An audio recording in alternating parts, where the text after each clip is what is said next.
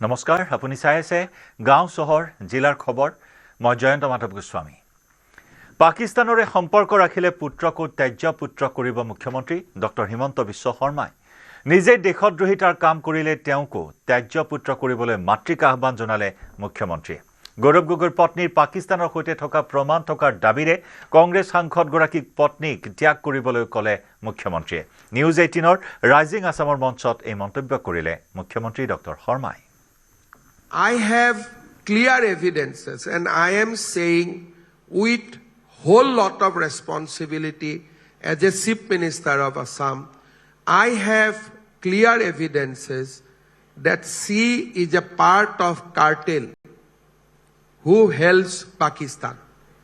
So उसमें how किसी का आप माँ भी हो सकता है, किसी का आप बेटी भी हो सकता है, but आप जब पाकिस्तानी हो जाते हैं तो आपसे मेरा कैसे संबंध हो सकता है? That apply to my son also. That apply to my mother also. If my son become close to Pakistani, I have to officially say that he is not my son. So that's the responsibility we carry. अगर मैं भी गलती से ऐसा कोई देश विरोधी में पड़ जाता हूं, मेरा माँ भी मुझे बोलना चाहिए कि वो मेरा बेटा नहीं है. राष्ट्र सर्वोपरि. हाँ. Country comes first. Yeah. So I want, after I reveal everything, that gentleman should disown his wife. Well, we'll wait for the evidence. Yes, you should wait for that. বাংলাদেশত ক্ষমতাত থকা সকল বৰ বেছি দিনলৈ ক্ষমতাত নাথাকে নিৰ্বাচনৰ পাছতে বাংলাদেশৰ পৰিস্থিতি সলনি হ'ব বুলি নিশ্চিত মুখ্যমন্ত্ৰী doctor Himanta Biswa Sarma news 18ৰ rising আসামত এই মন্তব্য কৰিলে মুখ্যমন্ত্ৰী ডক্টৰ শৰ্মাই मुझे ये मानना है कि बांग्लादेश में जो लोग आज सत्ता पे है वो लोग बहुत दिन तक नहीं रहेगा और हमारा भी ये जिम्मेदारी है कि उनको कोई सक्सेस ना मिले so that the transformation or going back to the original position is becoming fast. तो मेरा लगता है कि बांग्लादेश में चुनाव है चुनाव का बाद स्थिति सुधरेगा लेकिन आज का जो स्थिति है ये चिंता का है खास करके उत्तर पूर्व के लिए आज तक किसी ने ऐसे ओपन चैलेंज नहीं किया था कि उत्तर पूर्व बांग्लादेश का ही है ये एक समय पार्टीशन का टाइम में कहीं ये नारा हुआ करता था मुस्लिम लीग का एक वो ग्रेटर बांग्लादेश का जो भी असम में बंगाल में वो समय एक नैरेटिव था लेकिन आज 75 इयर्स 76 इयर्स का बाद ये नैरेटिव हम दोबारा सुन रहा हूं ঢাকাৰ দালালে ভাৰতলৈ প্ৰেৰণ কৰে বাংলাদেশী মহিলা যুৱতী টকালৈ কাম দিয়াৰ নামত ভাৰতলৈ প্ৰেৰণ কৰে বাংলাদেশী মহিলা হিন্দুৰ নাম ভুৱা আধাৰ কাৰ্ডৰ যোগান ধৰে ঢাকাৰ দালালে প্ৰতিদিনে ভাৰতত প্ৰৱেশ কৰি আছে বাংলাদেশী মহিলা দুবুৰী গৌৰীপুৰত আটক কৰা বাংলাদেশী মহিলাৰ স্বীকাৰোক্তিত পোহৰলৈ আহিছে এই বিস্ফোৰক তথ্য দিল্লীৰ পৰা কোচবিহাৰ হৈ গৌৰীপুৰত প্ৰৱেশ কৰিছিল মহিলাগৰাকী বাংলাদেশৰ দালালে ভুৱা আধাৰ কাৰ্ড বনাই দিল্লীত বিক্ৰী কৰাৰ অভিযোগ ভাৰতত প্ৰৱেশ কৰাৰ পাছতে ৰুবিয়া হৈ পৰিল ঝুমুৰ ৰায় ঘটনা সন্দৰ্ভত গৌৰীপুৰ আৰক্ষীৰ মহিলাগৰাকীক মাৰাথন জেৰা অব্যাহত আমার অরিজিনাল নাম রুমি আক্তার আর এখানকার ডুপ্লিকেট নাম হয়েছে ঝুমুর রয় আচ্ছা আপনার ঘর কত আমার দেশ বাংলাদেশ কুমিল্লা ডিস্ট্রিক্ট আপনি ইয়াত কেনেকে আসেন এখানে আমাকে বিক্রি করা হয়েছে আমি একা নয় আমার সাথে আরো অনেক মেয়েরা ছিল পরে কোথায় আছে আমি জানি না তবে ওখান থেকে আমি পালিয়ে এসেছি ওরা আমাকে বিক্রি করেছে দিল্লির লোকের কাছে তো দিল্লি থেকে তো যেভাবে আমি এখানে এসেছি তো আমি যেটা বলতে চেয়েছি যে আমাকে কুচবিহার থানাতে গিয়েছিলাম ওখানের বাবু সব স্টেটমেন্ট নিয়ে বলল যে তুমি গৌরীপুর থানাতে যাও আমরা এখানে কিছু করতে পারবো না গৌরীপুর থানার লোক করতে পারবে যখন গৌরীপুর থানা পুলিশ স্টেশনে এসেছিলাম তখন যাওয়ার পরে রাত্রি 9:30 বাজে আমি বাবুকে বললাম বড় বাবু আছে উনি বলল যে নেই তো তুমি কি চাও আমি বললাম যে আমি বাঙালি আমি দেশে যেতে চাই উনি বলল তো আমরা তো জানি না ওটা কুচবিহার থানাতে জানে তখন আমি সোজা বললাম বাবু কুচবিহার থানাতে স্টেটমেন্ট নিল বলল যে গৌরীপুরে যাও এখন গৌরীপুর থেকে বললেন যে আপনারা কিছু জানেন না তাহলে কি আমাদের কোনো নিরাপত্তা নেই? এখন আমি রাত্রে বের হয়েছি, ওটা কি মোড় বলে যেন, ওখান থেকে আমাকে এক দাদা আমাকে বললো যে তুমি এখানে কিসের জন্য। পরে বললাম যে আমার এরকম সমস্যা, আমি দেশে যেতে চাই। তখনই আমাকে হসপিটালে এনে রেখে দিয়ে গেছে যে তুমি এখানে সেফটিতে থাকবে। কোন হসপিটাল? ওটার নাম তো কি, পোপোলা হসপিটাল। বাইহাটা চাৰিআলিত কিশোৰীৰ দলবদ্ধ ধৰ্ষণৰ চেষ্টা। এগৰাকী কিশোৰীক ধৰ্ষণৰ চেষ্টা চলাওঁতে ৰাইজে হাতে লোটে আটক কৰে 5 শ্ৰমিকক। চকলেট দিয়াৰ চলেৰে 5 পাখণ্ডই জংঘলৰ ফালে টানি নিয়ে কিশোৰীগৰাকীক। আৰু তেনে সময়তে কিশোৰীগৰাকীয়ে চিঞৰ বাখৰ কৰাত ঘটনাস্থলীত স্থানীয় ৰাইজ উপস্থিত হৈ 5 লম্পটক কৰায়ত্ব কৰে।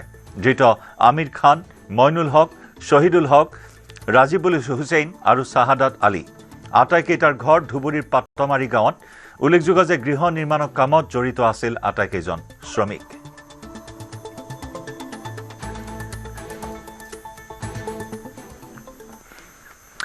বিতৰ্কিত IAS মনালিসা গোস্বামীৰ জামিন লাভ। উচ্চতম ন্যায়ালয়ে জামিন দিলে মনালিসা গোস্বামীক। ইয়াৰ পূৰ্বে উচ্চ ন্যায়ালয়ে জামিন নাকচ কৰিছিল মনালিসা গোস্বামীৰ। পৰ্যটন বিভাগৰ নিযুক্তি কেলেংকাৰীৰ অন্যতম অভিযুক্ত মনালিসা গোস্বামী।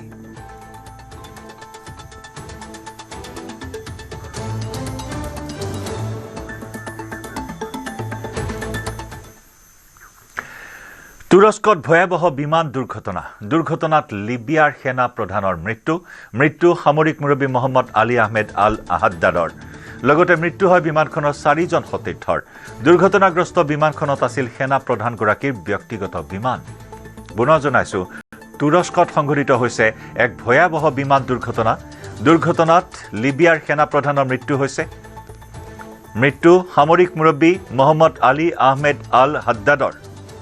লগতে মৃত্যুমুখত পৰে বিমানখনৰ আন 4জন সতীৰ্থ। দুৰ্ঘটনাগ্ৰস্ত বিমানখন আছিল সেনা প্ৰধানগৰাকীৰ ব্যক্তিগত বিমান। কিন্তু কি কাৰণত দুৰ্ঘটনা সংঘটিত হ'ল সেই তথ্য এতিয়াও জানিব পৰা হোৱা নাই।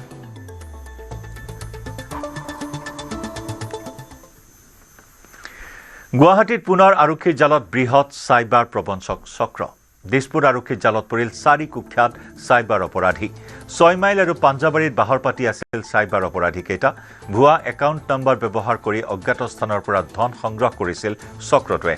অন্য লোকৰ নামত থকা কাৰেণ্ট একাউণ্ট ব্যৱহাৰ কৰিছিল চক্ৰটোৱে। ডিজিটেল এৰেষ্টৰ ঘটনাত জড়িতৰ সন্দেহ চক্ৰটোৰ অভিযুক্ত। গেমিং এপৰ জৰিয়তে চক্ৰটোৱে ধন সংগ্ৰহ কৰা তথ্য লাভ আৰক্ষীৰ। চক্ৰটোৰ ধৃত 4জন কোকৰাঝাৰ আৰু বঙাইগাঁৱৰ বাসিন্দা। ধৃত বাবুল চৰকাৰ, সাদেন বসুমতাৰী, দীনা সিং আৰু গংগা চন্দ্ৰ ব্ৰহ্ম।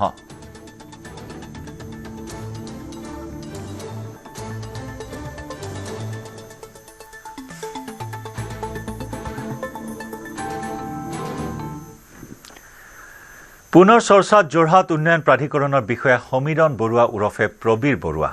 পত্নী আৰু 2 পুত্ৰ সন্তানৰ ওপৰত চলোৱা অকথ্য নিৰ্মম নিৰ্যাতনৰ ভিডিঅ'ই সামাজিক মাধ্যমত ব্যাপক চৰ্চা লাভ কৰি থকাৰ সময়তে এইবাৰ পুনৰ প্ৰবল প্ৰতাপী সমীৰণ বৰুৱাৰ আন এক ভিডিঅ' ভাইৰেল হৈছে। ভিডিঅ'টো দেখিবলৈ পোৱা হৈছে যে কোনো কথাক কেন্দ্ৰ কৰি ঘৰুৱা গাড়ী চালকক অভব্য গালি গালাজ কৰাৰ লগতে ভৰি চেলেকিবলৈ বাধ্য কৰাৰ দৃশ্য। এই ঘটনাৰ পিছতে বিভিন্ন মহলত সৃষ্টি হৈছে তীব্ৰ প্ৰতিক্ৰিয়াৰ। ঘটনাৰ উচিত তদন্তৰ লগতে গাড়ী চালকজনক ন্যায় দিবলৈ দাবী জনাইছে বহুজনে। উল্লেখযোগ্য যে পত্নী আৰু 2 সন্তানক প্ৰাণে মৰাৰ চেষ্টা চলোৱাৰ অভিযোগত যোৰহাট সদৰ থানাত সমীৰণ বৰুৱাৰ বিৰুদ্ধে দাখিল কৰিছিল এজাহাৰ। ইফালে পত্নীৰ এজাহাৰৰ পিছতো আজিলৈকে সমীৰণ বৰুৱা ওৰফে প্ৰবীৰ বৰুৱাক আৰক্ষীয়ে আটক নকৰাৰ বিষয়টোক লৈ সৃষ্টি হৈছে গভীৰ ৰহস্য।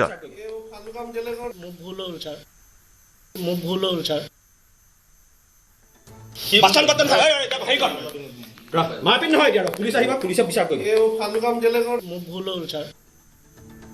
পুলিচ হৈছে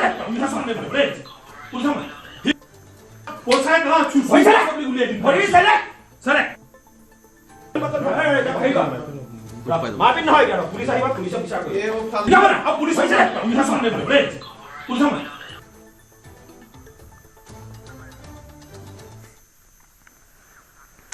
আমি পুনৰ জনাইছো, বিতৰ্কিত IAS মনালিসা গোস্বামীৰ জামিন লাভ। উচ্চতম ন্যায়ালয়ে জামিন প্ৰদান কৰিলে মনালিসা গোস্বামীক। ইয়াৰ পূৰ্বে উচ্চ ন্যায়ালয়ে জামিন নাকচ কৰিছিল গোস্বামীৰ। পৰ্যটন বিভাগৰ নিযুক্তি কেলেংকাৰীৰ অন্যতম অভিযুক্ত আছিল মনালিসা গোস্বামী। এইগৰাকী মনালিসা গোস্বামী দেশৰ সৰ্বোচ্চ ন্যায়ালয়ে জামিন প্ৰদান কৰিলে। IAS মনালিসা গোস্বামী বিতৰ্কৰ মাজত সোমাই পৰিছিল অন্যতম অভিযুক্ত হিচাপে পৰিগণিত হৈছিল পৰ্যটনৰ বিয়াগম নিযুক্তি কেলেংকাৰী ইয়াৰ পূৰ্বে কেইবাজনকো গ্ৰেপ্তাৰ কৰা হৈছিল কেইবাজনে ইতিমধ্যে জামিনত মুক্তি লাভ কৰিছে আৰু এইবাৰ মনালিসা গোস্বামী যি নেকি গুৱাহাটী উচ্চ ন্যায়ালয়ে জামিন নাকচ কৰাৰ পিছত উচ্চতম ন্যায়ালয়ৰ দ্বাৰস্থ হৈছিল কিন্তু অৱশেষত উচ্চতম ন্যায়ালয়ে জামিন প্ৰদান কৰিলে IAS মনালিসা গোস্বামীক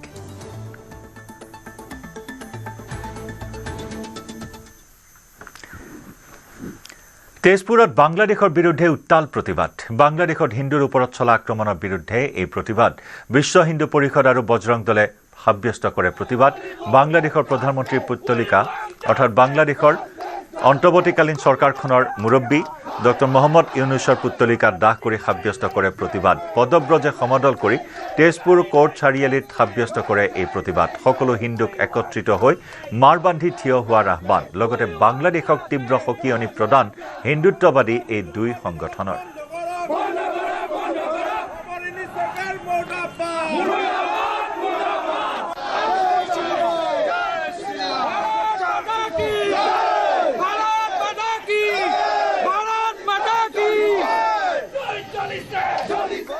বাংলাদেশৰ হিন্দুৰ ওপৰত যি অত্যাচাৰ চলিছে এই হত্যা কঠোৰ হাতে দমন কৰক আৰু হিন্দুৰ ওপৰত যি হত্যা ধৰ্ষণ ইত্যাদি হৈ আছে সকলো যাতে বন্ধ কৰক নহ'লে অনাগত দিনত ইয়াত ভয়ংকৰ পৰিস্থিতি হ'বলৈ গৈ আছে গতিকে তেনেকুৱা যাতে পৰিস্থিতি দ্বিতীয়বাৰ নহয় বাংলাদেশত হিন্দুৰ ওপৰত অত্যাচাৰ বন্ধ কৰক আৰু শান্তিৰ পৰিৱেশ সৃষ্টি কৰক অন্যথা সেই বিষবাষ্প আজি অসম তথা ভাৰততো বিয়পি পৰিব আৰু ইয়াৰ বাবে ইউনিছ চৰকাৰে দায়ী হ'ব আৰু সেয়ে আমি বাংলাদেশ চৰকাৰক আমি ইয়াৰ পৰাই সকিয়নি দিছোঁ যে হিন্দুৰ ওপৰত অত্যাচাৰ বন্ধ কৰক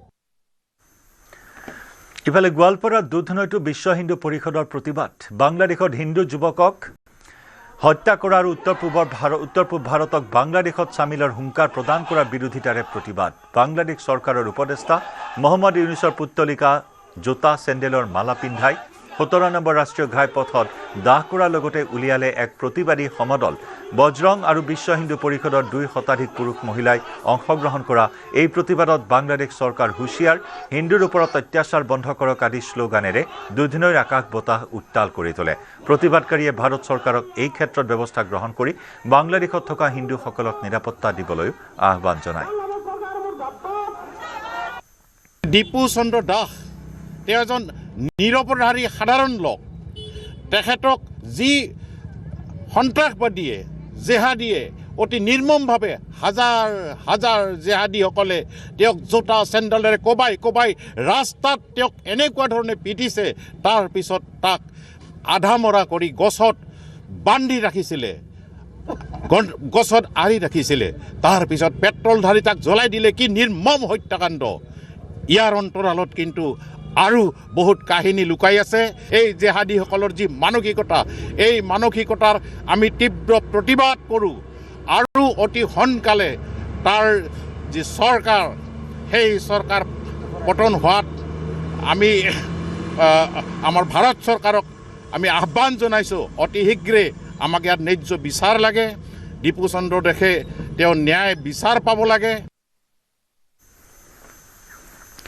শ্ৰীভূমিত ভাৰতত প্ৰৱেশ কৰা 8 বাংলাদেশীক আটক শ্ৰীভূমিৰ ভাৰত বাংলাদেশ সীমান্তৰ মহিশাসন অঞ্চলৰ মন্তলি গাঁৱত থকা কাইটিয়া তাঁৰৰ বেৰ পাৰ হৈ পুনৰ সোমাল 8 বাংলাদেশী ভাৰতত অবৈধভাৱে অনুপ্ৰৱেশ কৰা 8 বাংলাদেশী কেইটা হৈছে আব্বাছ খান আনোৱাৰ খান তাহিৰ আলী আয়েশা খাতুন ৰুছমত আলী আব্দুল আজিজ আৰু ইদ্ৰিছ আলী উল্লেখযোগ্য যে 19 ডিচেম্বৰত বহু কেইজনক নগাঁৱৰ পৰা আনি শ্ৰীভূমি সীমান্তৰে বাংলাদেশলৈ পঠোৱা হৈছিল ইয়াৰে 7জন পুৰুষ আৰু এগৰাকী মহিলাই পুনৰ বাংলাদেশৰ পৰা উভতি আহি দেউতলি সীমা পাৰ হৈ মন্তলি গাঁৱত প্ৰৱেশ কৰে নৈশ পহৰাত নিয়োজিত ভিডিপিৰ দলে বাংলাদেশী কেইটা কৰায়ত্ব কৰি মহিশাসন BSF আৰু লাটু ৱাছ পোষ্টৰ আৰক্ষীৰ হাতত গতাই দিয়ে ধৃত বাংলাদেশী কেইটাৰ পৰা ভাৰতীয় ভোটাৰ কাৰ্ড পেন কাৰ্ড আধাৰ কাৰ্ড জব্দ কৰা হৈছে উল্লেখযোগ্য যে বাংলাদেশীক ভাৰত বাংলা সীমান্তৰে বাংলাদেশলৈ প্ৰেৰণ কৰিছে যদিও পুনৰ সীমান্তৰে আহি ভাৰতত প্ৰৱেশ কৰে বাংলাদেশীসকলে ধৃত বাংলাদেশীয়ে নগাঁৱৰ পৰা বাংলাদেশলৈ প্ৰেৰণ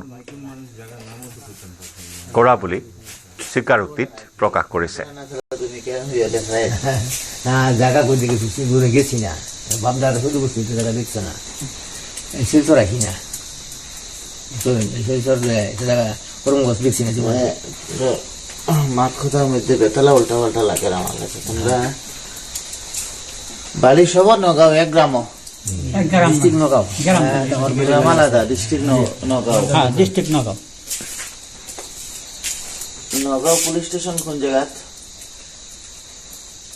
খারাপ কোনো অনেক মুরব্বী আপনার বাড়ির আপনার পুলিশ স্টেশন কোন এরিয়াত আপনার মেন থানা হইলো কলিয়াবত কলিয়াবত জি আর পোস্ট অফিস মিসা ওলনি জিন্দ্রে হাইছে ওলনি দেখছি আপনারা সব এক জায়গায় মিল্লা সামনে জেলার ভিতরে টেনিস ক্যাম্প থেকে পাঠাইছেন মাটিয়া টেনিস ক্যাম্প আসছিলাম না মাটিয়া টেনিস ক্যাম্পের থেকে পাঠাইছে সত্তর যে পূর্বে গেছে আর ফাইছি না আদাম 7 জন আসলাম পরে আদাই 7 জন এরকম আইতাছি আদি এনো আরো 16 হেক্টর 15 গেছে পুরো নাই কবে পাঠাইছে এখান থেকে 20 তারিখে 21 তারিখে 20 তারিখে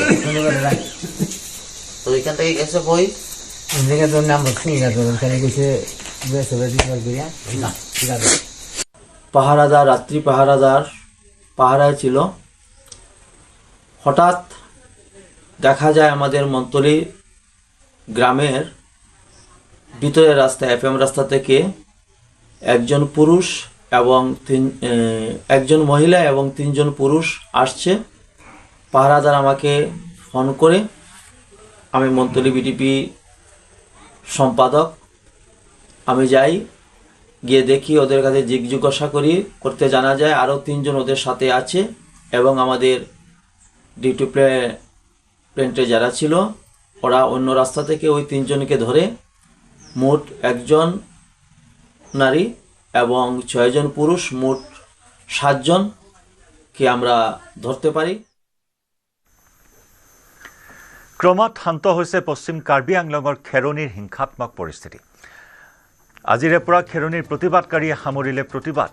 26 ডিচেম্বৰত প্ৰথমলানি আলোচনা হোৱাৰ সম্ভাৱনা। অসম চৰকাৰ কাৰ্বি আংলং স্বায়ত্তশাসিত পৰিষদৰ সৈতে হ'ব আলোচনা।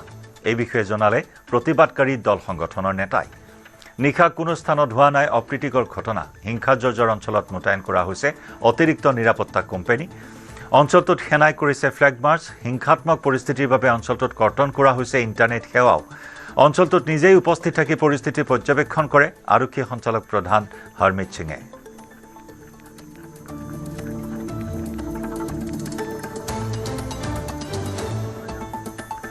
পশ্চিম কাৰ্বি আংলঙৰ খেৰণীত কাৰ্বি গো বেক ধ্বনি। কাৰ্বিৰ ভূমিতে একাংশ লোকে কাৰ্বি গো বেক ধ্বনি দিলে।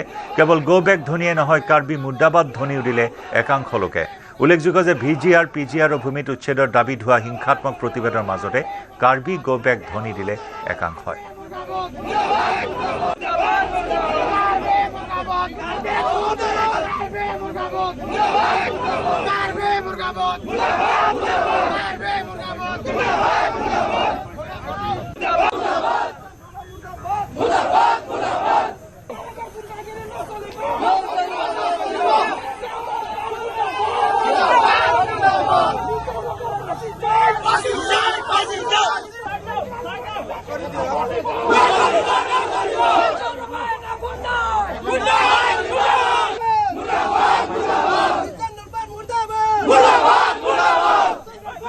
Garbi China just go back, go back, go back, go back. Garbi go back, go back. Garbi go back, go back, go back. Garbi go back, go back. Garbi go back, go back, go back. Garbi China just go back, go back, go back, go back. Garbi go back, go back. Garbi go back, go back, go back. Garbi go back, go back. Garbi go back, go back, go back. Garbi China just go back, go back. Karbi জনগোষ্ঠী অসমৰ অন্যতম পুৰণি ভূমিপুত্ৰ জনগোষ্ঠী, একেবাৰে প্ৰান্তীয় জনগোষ্ঠী। কিছু সংখ্যক মানুহে কেৱল মাত্ৰ কাৰ্বি আংলং জিলাখনতে কাৰ্বি মানুহবিলাকে বসবাস কৰে। কিন্তু যিসকল ব্যক্তিয়ে অৰ্থাৎ যিসকল বহিৰাগত মানুহে কাৰ্বি মুদ্ৰাবাদ, কাৰ্বি গো বেক বুলি ধ্বনি উত্থাপন কৰিছে, তেওঁলোকৰ নিজৰ একোখন ৰাজ্য আছে। কাৰোবাৰ হয়তো বিহাৰ, কাৰোবাৰ হয়তো উত্তৰ প্ৰদেশ, কাৰোবাৰ হয়তো পশ্চিমবংগ, কাৰোবাৰ হয়তো অন্য কোনোবা ৰাজ্য, অন্য কোনোবা এলেকা আছে, কিন্তু কাৰ্বি মানুহবিলাকৰ পৃথিৱীত ক'তো তেনেকৈ ৰাজ্য নাই, কেৱল মাত্ৰ তেওঁলোকৰ কাৰ্বি আংলঙেই মাতৃভূমি। গতিকে এই মাতৃভূমিক সুৰক্ষিত কৰি ৰখাটো আমাৰ সকলোৰে দায়িত্ব। লক্ষাধিক আদি হিন্দীভাষী বা বহিৰাগত মানুহ কাৰ্বি আংলঙলৈ ক'ৰ পৰা আহিল? নিশ্চিতভাৱে 6 শিডিউল এৰিয়াতে যদি বা এলেকাতে যদি আমাৰ জনজাতীয় মানুহবিলাক সুৰক্ষিত নহয়, তেনেহ'লে ক'ত সুৰক্ষিত হ'ব?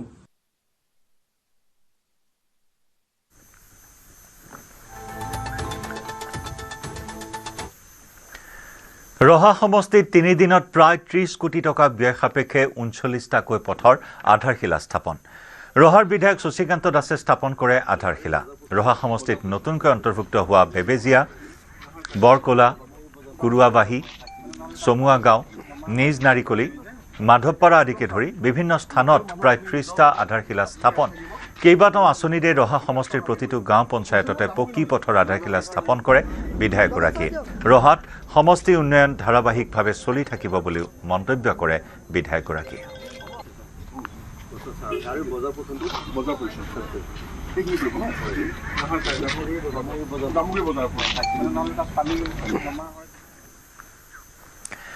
ভাৰতীয় মহাকাশ গৱেষণা সংস্থা চমুকৈ ইছৰোৰ আন এক সফলতা।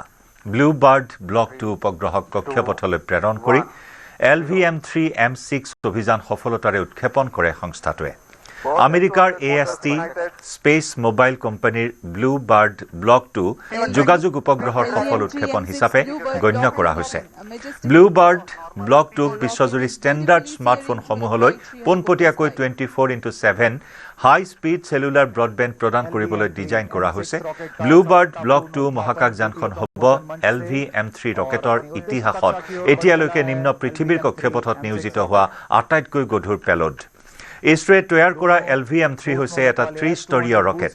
ইয়াত 2টা কঠিন ইন্ধনযুক্ত মটৰ, এটা তৰল ইন্ধনযুক্ত স্তৰ আৰু এটা ক্ৰায়োজেনিক স্তৰ আছে। এই ৰকেটৰ ওজন প্ৰায় 640 টন, উচ্চতা 43.5 মিটাৰ আৰু ই GTO কক্ষপথলৈ 4,200 কিলোগ্ৰাম পৰ্যন্ত উপগ্ৰহ বহন কৰিব পাৰে। ইয়াৰ পূৰ্বে LVM-3 ৰকেটে সফলভাৱে চন্দ্ৰযান 2, চন্দ্ৰযান 3 আৰু OneWeb-ৰ 2টা অভিযানত 72টা উপগ্ৰহ উৎক্ষেপন কৰিছিল। ভাৰতৰ ভূমিৰ পৰা LVM-3 ৰকেটে উৎক্ষেপন কৰা আটাইতকৈ গধুৰ উপগ্ৰহ ব্লু বাৰ্ড ব্লক 2। এই ব্লু বাৰ্ড ব্লক 2 উপগ্ৰহৰ নৱপ্ৰজন্মৰ উপগ্ৰহ, যিয়ে সাধাৰণ মোবাইল ফোনতো পোনপটীয়াকৈ মহাকাশৰ পৰা নেটৱৰ্ক সংযোগ পাব পাৰিব। ইছৰোৰ বাণিজ্যিক শাখা নিউ স্পেচ ইণ্ডিয়া লিমিটেডে AST স্পেচ মোবাইলৰ সৈতে হোৱা চুক্তিৰ জৰিয়তে এই অভিযানৰ সুবিধা প্ৰদান কৰিছিল। উল্লেখযোগ্য যে 2024 চনৰ ছেপ্টেম্বৰ মাহত উৎক্ষেপন কৰা ব্লু বাৰ্ড 1.5 উপগ্ৰহৰ সফলতাৰ ওপৰত নিৰ্ভৰ কৰি কোম্পানীটোৱে নিজৰ নক্ষত্ৰ মণ্ডলৰ সম্প্ৰসাৰণ অব্যাহত ৰখাৰ পৰিকল্পনা কৰিছে। আজিলৈকে AST স্পেচ মোবাইলে বিশ্বজুৰি 50টাতকৈ অধিক মোবাইল অপাৰেটৰৰ সৈতে অংশীদাৰিত্ব কৰি গ্ৰহটোৰ আটাইতকৈ দূৰৱৰ্তী অঞ্চলসমূহলৈ অবিৰত ইণ্টাৰনেট কাভাৰেজ অব্যাহত ৰাখিছে।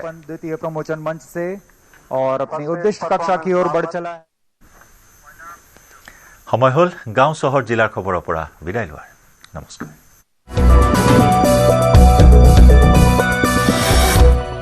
এইটো মাইথান ষ্টীল নহয়। ওচৰ চুবুৰীয়াসকলে